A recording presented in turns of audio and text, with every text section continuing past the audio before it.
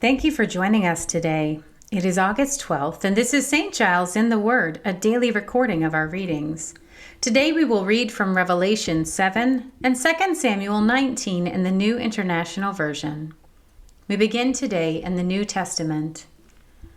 After this, I saw 4 angels standing at the 4 corners of the earth, holding back the 4 winds of the earth to prevent any wind from blowing on the land, or on the sea, or on any tree. Then I saw another angel coming up from the east, having the seal of the living God. He called out in a loud voice to the 4 angels who had been given power to harm the land and the sea. Do not harm the land or the sea or the trees until we put a seal on the foreheads of the servants of our God. Then I heard the number of those who were sealed, 144,000, from all the tribes of Israel. From the tribe of Judah, 12,000 were sealed. From the tribe of Reuben, 12,000. From the tribe of Gad, 12,000. From the tribe of Asher, 12,000. From the tribe of Naphtali, 12,000. From the tribe of Manasseh, 12,000. From the tribe of Simeon, 12,000. From the tribe of Levi, 12,000. From the tribe of Issachar, 12,000. From the tribe of Zebulun, 12,000. From the tribe of Joseph, 12,000. From the tribe of Benjamin, 12,000. After this I looked, and there before me was a great multitude that no one could count, from every nation, tribe, people, and language, standing before the throne and before the Lamb. They were wearing white robes and were holding palm branches in their hands, and they cried out in a loud voice, "Salvation belongs to our God, who sits on the throne, and to the Lamb." All the angels were standing around the throne and around the elders and the 4 living creatures. They fell down on their faces before the throne and worshipped God, saying, "Amen. Praise and glory and wisdom and thanks and honor and power and strength be to our God forever and ever. Amen." Then one of the elders asked me, "These in white robes, who are they, and where did they come from?" I answered, "Sir, you know." And he said, "These are they who have come out of the great tribulation. They have washed their robes and made them white in the blood of the Lamb. Therefore, they are before the throne of God and serve him day and night in his temple. And he who sits on the throne will shelter them with his presence. Never again will they hunger. Never again will they thirst. The sun will not beat down on them, nor any scorching heat. For the Lamb at the center of the throne will be their shepherd. He will lead them to springs of living water, and God will wipe away every tear from their eyes." We turn now to 2 Samuel 19. Joab was told, "The king is weeping and mourning for Absalom." And for the whole army, the victory that day was turned into mourning, because on that day the troops heard it said, "The king is grieving for his son." The men stole into the city that day as men steal in who are ashamed when they flee from battle. The king covered his face and cried aloud, "Oh, my son, Absalom! Oh, Absalom, my son, my son!"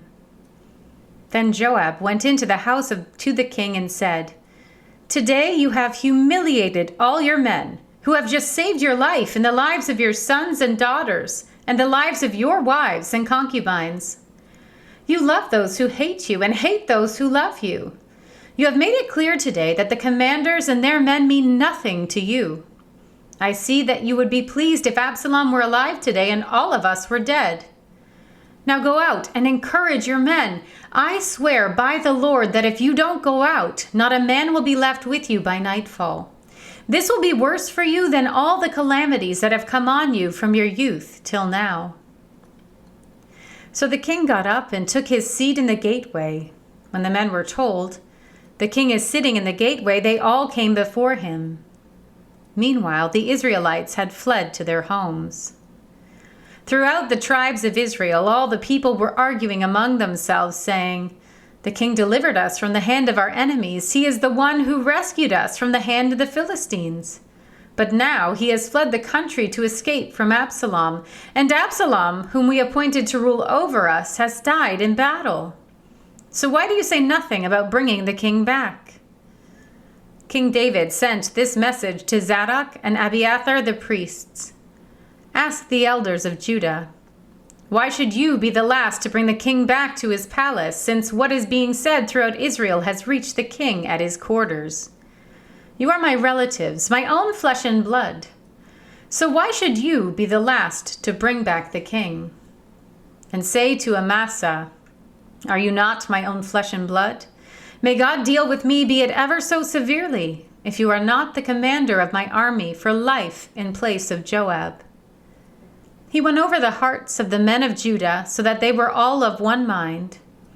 They sent word to the king, "Return, you and all your men." Then the king returned and went as far as the Jordan. Now the men of Judah had come to Gilgal to go out and meet the king and bring him across the Jordan. Shimei, son of Gera, the Benjamite, from Bahurim, hurried down with the men of Judah to meet King David. With him were 1,000 Benjamites, along with Ziba, the steward of Saul's household, and his 15 sons and 20 servants. They rushed to the Jordan where the king was. They crossed at the ford to take the king's household over to do whatever he wished. When Shimei, son of Gera, crossed the Jordan, he fell prostrate before the king and said to him, "May my lord not hold me guilty. Do not remember how your servant did wrong on the day my lord the king left Jerusalem. May the king put it out of his mind, for I, your servant, know that I have sinned. But today I have come here as the first from the tribes of Joseph to come down and meet my lord the king." Then Abishai, son of Zeruiah, said, "Shouldn't Shimei be put to death for this? He cursed the Lord's anointed." David replied, "What does this have to do with you, you sons of Zeruiah? What right do you have to interfere? Should anyone be put to death in Israel today? Don't I know that today I am king over Israel?" So the king said to Shimei, "You shall not die." And the king promised him on oath. Mephibosheth, Saul's grandson, also went down to meet the king. He had not taken care of his feet or trimmed his mustache or washed his clothes from the day the king left until the day he returned safely. When he came from Jerusalem to meet the king asked him, "Why didn't you go with me, Mephibosheth?" He said, "My lord the king, since I your servant am lame," I said, "I will have my donkey saddled and will ride on it so I can go with the king. But Ziba, my servant, betrayed me, and he has slandered your servant to my lord the king. My lord the king is like an angel of God, so do whatever you wish. All my grandfather's descendants deserved nothing but death from my lord the king. But you gave your servant a place among those who eat at your table. So what right do I have to make any more appeals to the king?" The king said to him, "Why say more? I order you and Ziba to divide the land." Mephibosheth said to the king, "Let him take everything now that my lord the king has returned home safely." Barzillai, the Gileadite, also came down from Rogelim to cross the Jordan with the king and to send him on his way from there. Now Barzillai was very old, 80 years of age. He had provided for the king during his stay in Mahanaim, for he was a very wealthy man. The king said to Barzillai, "Cross over with me and stay with me in Jerusalem, and I will provide for you." But Barzillai answered the king, "How many more years will I live that I should go up to Jerusalem with the king? I am now 80 years old. Can I tell the difference between what is enjoyable and what is not? Can your servant taste what he eats and drinks? Can I still hear the voices of male and female singers? Why should your servant be an added burden to my lord the king? Your servant will cross over the Jordan with the king for a short distance, but why should the king reward me in this way? Let your servant return that I may die in my own town near the tomb of my father and mother. But here is your servant, Kimhem, Let him cross over with my lord the king. Do for him whatever you wish." The king said, "Kimham shall cross over with me, and I will do for him whatever you wish. And anything you desire from me, I will do for you." So all the people crossed the Jordan, and then the king crossed over. The king kissed Barzillai and bid him farewell, and Barzillai returned to his home. When the king crossed over to Gilgal, Kimham crossed with him. All the troops of Judah and half the troops of Israel had taken the king over. Soon all the men of Israel were coming to the king and saying to him, "Why did our brothers, the men of Judah, steal the king away and bring him and his household across the Jordan, together with all his men?" All the men of Judah answered the men of Israel, "We did this because the king is closely related to us. Why are you angry about it? Have we eaten any of the king's provisions? Have we taken anything for ourselves?" Then the men of Israel answered the men of Judah, "We have 10 shares in the king, so we have a greater claim on David than you have. Why then do you treat us with contempt?